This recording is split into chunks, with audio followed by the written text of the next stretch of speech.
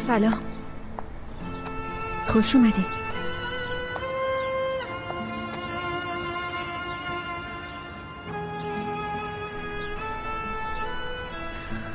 نمیخواد چیزی بگی. خودم میدونم که چه مادر بدی هستم. سگا و گربه هام از من بهترن. ولی چی کار کنم؟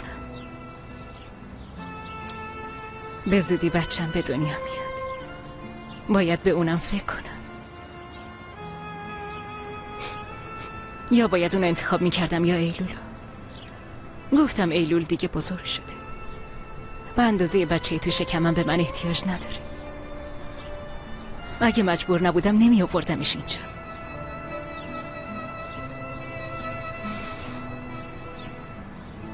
از اون روز تا حالا نمیتونم خوشحال باشم. نمیتونم بخوابم، نمیتونم چیزی بخورم. باید این کارو میکردم. مجبور بودم.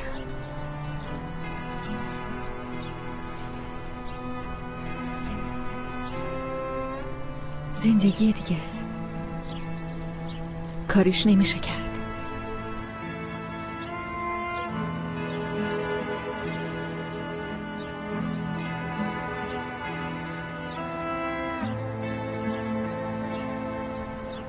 غذا میخوره نه؟ یعنی شکمش سیر میشه؟ مثل غذای مامان آدم نیست، ولی عادت میکنن. اونم عادت میکنه، نگران نباشی. هرچند چاره‌ای هم نداره.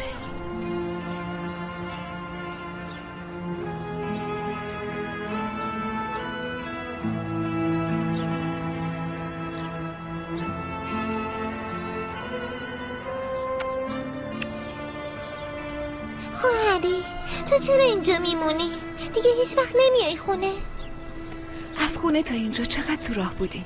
1 ساعتی شد. آخه میدونی من مدرسم به اینجا خیلی نزدیکه. خیلی هم مدرسه خوبیه. رفت آمدم هم خیلی راحته. برای همین اینجایی؟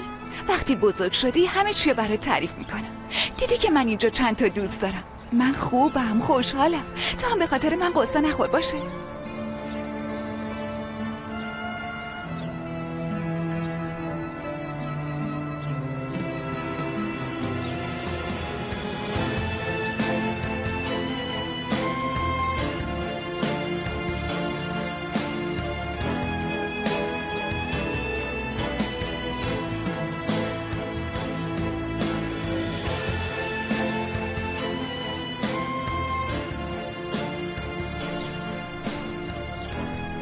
خداحافظ فریده خانم.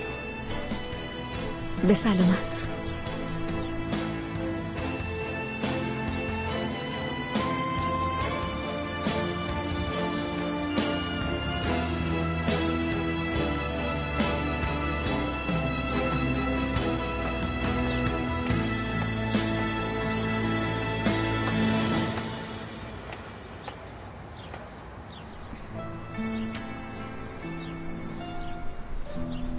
گذر زمان همه چی درست میکنه. بهم اعتماد کن.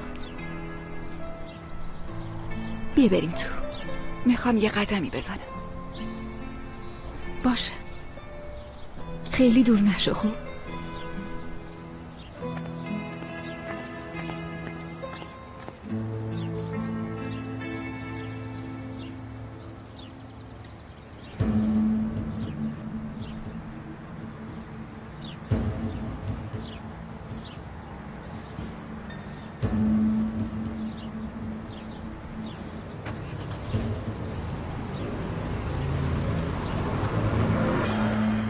چطور همچین چیزی از من پنهون میکنی ها؟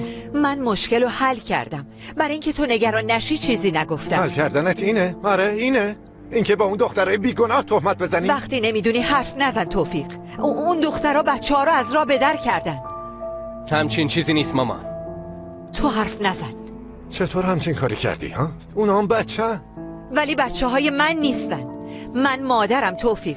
به خاطر بچه‌هام دنیا رو به آتیش میکشم. نمیخوام حتی ذره آسیب بهشون برسه. حالا میفهمم چرا تو مدرسه ثبت نامشون کردی. برای اینکه ساکت بشن و هیچ حرفی نزنن، درسته؟ واقعا که برات متاسفم. باورم نمیشه همچین کاری کردی. واقعا باورم نمیشه. با تو هم بعدن حرف میزنم. توفیق، اوه آبروریزیو ببین. با پررویی همه چیو به بابا میگی و خانواده رو به هم میریزی. واقعا آفرین آفرین. باید از همون اولش هم به بابا میگفتی. این اشتباهی مامان بود. گناهی با کدومشون میپرید؟ تو همه مشکلت همینه؟ دافنه، یه بار دیگه بهت هشدار میدم. گناه یه عوضیه که با دختره بدرفتار میکنه. ازش دوری کن. ای بابا، شاید من از عوضیه خوشم میاد. روز خوش.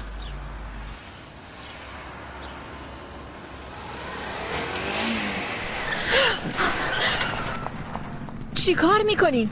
مواظب باش، نزدیک بود بزنی به هم. حواست کجاست؟ چی میگی؟ میگم حواست کجاست؟ تویی؟ ببخشید که داد میزنم ولی متوجهی؟ میفهمی خودت انداختی تو خیابون؟ ببخشید ولی اشتباه از تو بود. یعنی چی اشتباه از منه؟ اینجا خیابونه، ماشینا از اینجا رد میشن، آدمام از پیاده رو میرن. تو الان کجایی؟ یعنی چی کجا؟ تو پیاده رو هم دیگه. مگه تو بچه‌ای؟ ممکن بود بزنم بهت دختر؟ تو اول درست صحبت کردن رو یاد بگیر. درسته که یه چایی آوردی، حق همسایگی رو به جا آوردی، ولی خواهش میکنم ببین خیلی خستم، میفهمی؟ تازه از سر کار اومدم، دارم میرم خونه. یا برو یا بپر بالا با هم بریم. بپر؟ دوست داری بغلت هم بکنم؟ خوبه دیگه. تو اینطوری دختر تور میکنی؟ ای بابا، انگار ما مرز همسایگی رو بیش از حد رد کردیم. مواظب خودت باش. خداحافظ.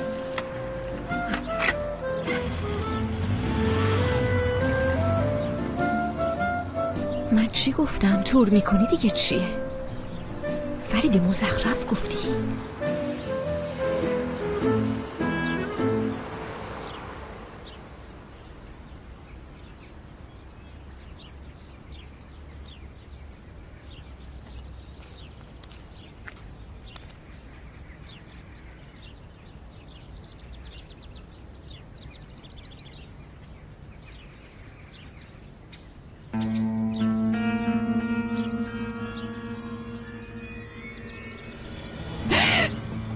چه خبر ایلول؟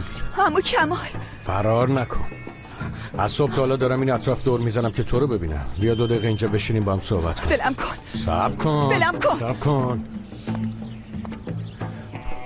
من یه بار ولت کردم، دیگه ولت نمیکنم. باید برگردی خونه، فهمیدی؟ بلم کن. واسه من ناز میکنی؟ خبرهای روزنامه رو خوندم. با پسرای مردم خوش میگذرونی، به من چرا رو نمیدی پس؟ از جون من چی میخوای دیوونه؟ خیلی خوب میدونی ازت چی میخوام. باید برگردی خونه. به هیچ وجه امکان نداره برگردم اونجا. خیلی خوب، برات یه خونه جدا میگیرم. چیزی نمونده تا 18 ساله بشی. بعدش مادرتو طلاق میدم و با تو ازدواج میکنم. تو دیوونه شدی، ولم کن. تو دیوونم کردی. تو جوونی، منم جوونم، هر دومون هیجان داریم. ببین چی میگم، بیا دوتایی بریم خونه راحت صحبت کنیم. ولم کن. راحت نزن. ببین تلافیشو سر خواهر مادرت در میارم ها. تو رو خدا باهاشون هیچ کاری نداشته باش. تو رو خدا میکنم. به هیچ وجه من اینجوری مجبور نکن.